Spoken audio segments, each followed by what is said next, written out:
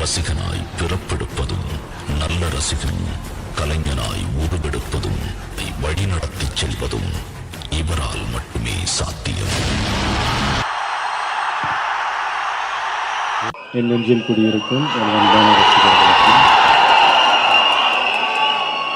Theatre வந்து படம் பார்த்த என்னுடைய ரசிகர்கள், அவங்களோட கண்ணால படங்கள் பார்க்கலனா இந்த தொழிற்சாலையே இயங்காது.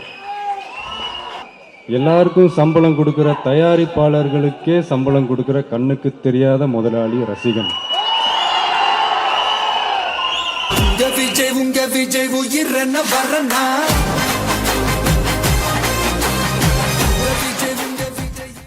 சினிமா வந்து எத்தனையோ பேர் எத்தனையோ குடும்பங்களை வாழ வச்சுக்கிட்டு இருக்கு. ஆனால் அந்த சினிமாவே வாழ வச்சுக்கிட்டு இருக்கிறது ரசிகன் தான்.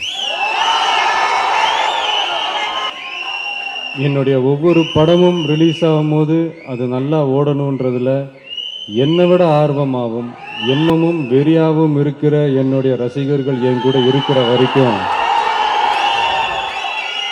சரி விடுங்க.